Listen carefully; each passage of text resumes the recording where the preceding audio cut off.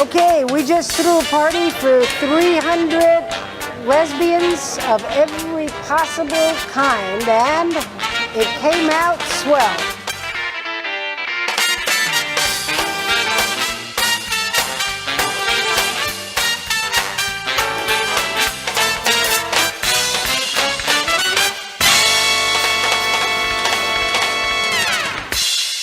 OLOC has been in existence since 1989, and we have, right at the moment, we have 14 chapters in various cities around the U.S., and national gatherings began, I believe, in the early 1990s. I've seen so many of my friends that I haven't seen in like 25, 30 years, and it's been just the best. I think this is the wildest one they've ever had, and the most highly attended, this most populous one, and it with the most women of color ever.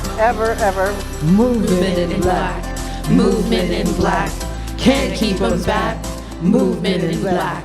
I had never saw so many older women, and they're so active. It keeps me involved in a lot of things, you know, like working against class, race, political issues, and the support that I get from being with all these women is wonderful.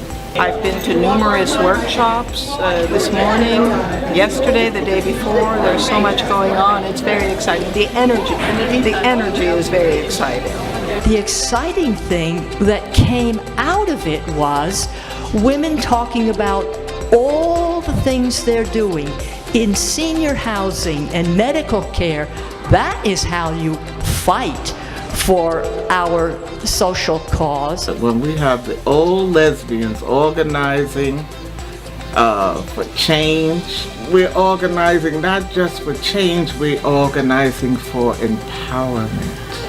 We are poets, and we are singing, Bella ciao, Bella ciao, Bella ciao, ciao, ciao. We're doing this protest partly to honor Tita Caldwell, our old friend who helped organize the Wild Old Women demonstrations in San Francisco against the Bank of America. And one of the things we did was look at the number of people who were losing their homes in the banking crisis to foreclosure in our neighborhood. We found that the people who were losing their homes were old people and people of color.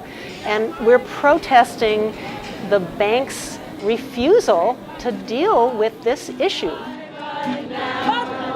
I need a nation I can trust. I need an expectation of meaning.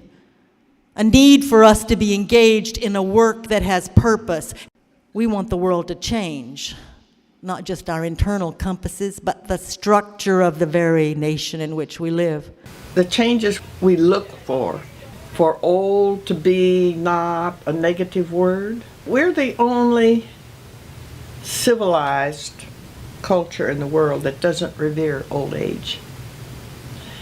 And to maybe turn that around a little bit, to have some respect and reverence for old. I kind of didn't want to see myself as old. I wanted to be maybe older, but not old, you know. And then I realized, well, yes, I am an old lesbian. Oh, girl, I'd love to tell you my age. I'm 76. I'm 67. I'm 75. I'll be 92 next week. Being among all these old dykes, these old lesbians, myself an old lesbian, that's what's very exciting. Yes, that's the highlight. To me, the best thing about growing older is you grow more into your authenticity and you understand how to have it, how to be it, and how to live it. Old lesbians are the treasures who can heal and guide us into the future. I'm inspired by the fact that as we grow older, we don't have to lie down and die. We're here, and we're proud, and we're queer. We are organizers. I'm assuming that if you come here, you're an organizer, or you date an organizer, or you want to date an organizer. All of which I heartily recommend. They tend to be of the nation of women who can catch you should you fall to the side.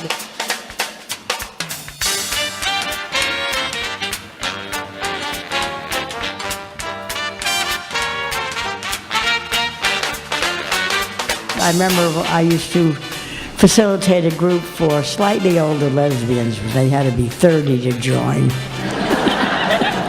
And they used to fight to get in, and now women can't wait till they're 60 and can join OLOC. Being an old lesbian amongst younger lesbians who don't necessarily have the history, well, they certainly don't have the history in history books, so they aren't aware of what came before them. And I think it's very important when there's a movement to build upon the history and the mistakes of the past and the successes of the past. The important thing about OLOC is that we can come out about how we feel in terms of disability, how it's impacting our lives, and get the support that we need. To have an organization like OLOC, there's somewhere I can go, someone I can talk to that understands me. So I hugged the word lesbian tight to my breasts, which were too big when I was young, made perfect cleavage when I needed it, and now submit to gravity. I think OLOC's fab. I think OLOC needs to keep going, and we need to keep coming. People need to know that it is here. That's my bottom line for it. It needs to be here, and we need to figure out how to keep it here.